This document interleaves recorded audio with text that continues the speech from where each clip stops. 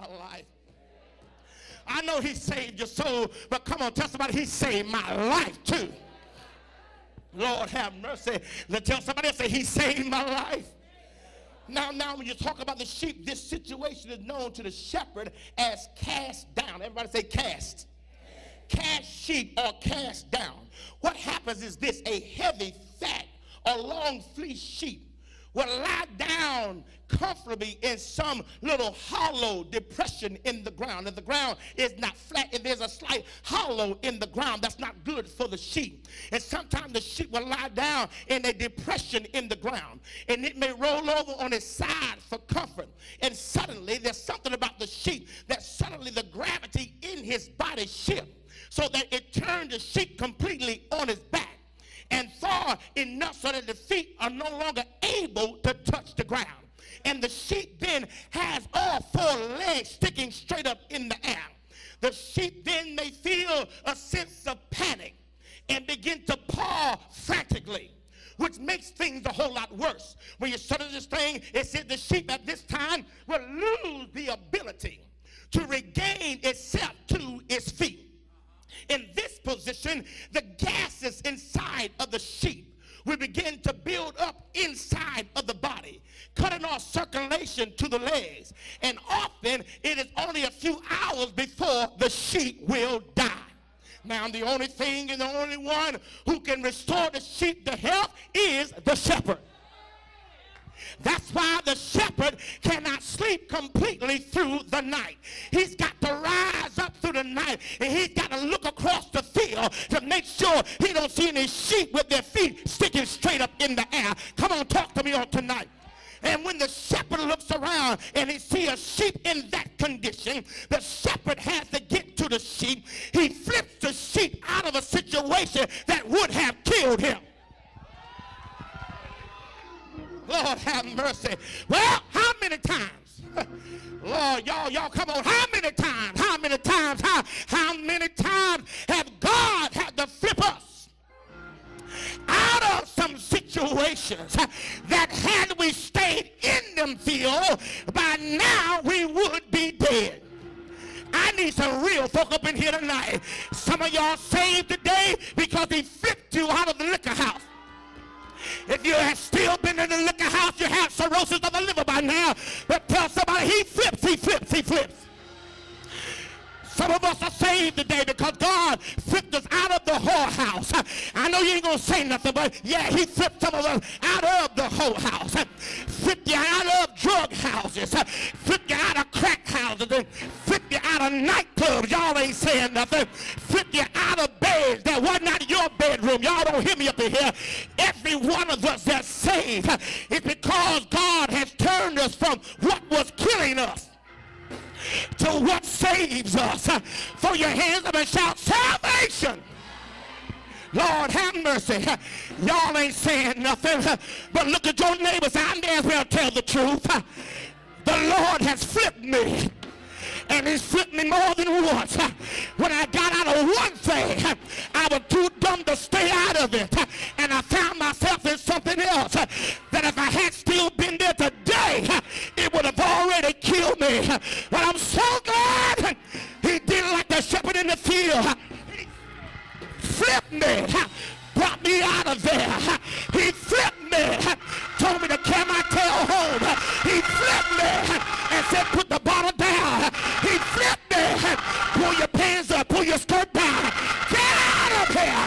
He flipped you. Tell somebody he's a flipping God. Tell somebody he's a flipping God. Hey!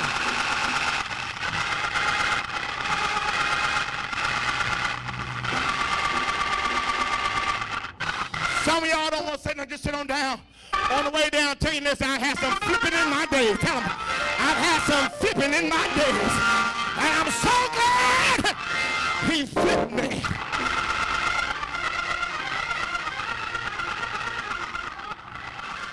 Can I see something while I'm in the valley? I see something in the midst of all the trouble I'm going through. I see something in the midst of confusion and afflictions. I see something is not on the mountain, but is in the valley with me.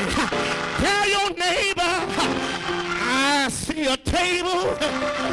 I see a table. Now what is it about this table? There was a table seen in the Old Testament tabernacle that held the shewbread, but that's not the table. There was a table for the burnt offerings that was furnishings in Ezekiel's temple, but that's not the table. Lord have mercy. The prophet Malachi spoke of the altar and the Lord's table, but that's not the table. Over in the New Testament, in Acts the 6th chapter, it talks about deacons serving tables, but that's not the table. You see in the language of our text for tonight, the table that David sees in a symbolic way. The table here is used to describe abundant blessing. I said abundant blessings. Somebody say abundant blessings. It's a table that man cannot set. It's a table that neither can man unset the table. And when I look at the table and I see the contents of the table, I know that only my God could have set this table. How do you know? Because my faith, it determines what's on the table. I wish I had time to preach in here. Look at somebody say, my faith, it will determine what's on the table. Whatever you're going through, I want to remind you that there is a table. Whatever you're dealing with, I want to remind you that there is a table. Everybody will have a valley experience. Everybody will have to go through the valley of affliction, the valley of trials, the valley of struggle, the valley of heartaches, the valley of pain, the valley of discomfort. Everybody will have a valley experience. I don't care how long you've been saved, how anointed you are, you're gonna have a valley experience. But I'm so glad when all hell breaks loose, I'm so glad when trouble comes down like a mighty rushing flood. I'm so glad when a doctor walks away and shake his head. I'm so glad when I'm in my valley, I'm not alone, but I see in my valley, I see a table in the valley. Lord have mercy. Who in the world would set a table in the valley? Who in the world would prepare a table in the valley? God said the table is set where you need it the most. While you're going through trouble, while you're going through hell, while the devil is trying to break you, I put a table in the midst of your valley, and all you got to do is don't give up. All you got to do, don't let the devil stop you. All you got to do is don't let nobody block you. Don't let nobody keep you from the table. Press, press, press, press, press until you get to the table. If I can make it to the table, I found out that everything that I need is at the table. Everything that I need is at the table. My faith sets the table. There's joy at the table. Salvation at the table. Peace at the table.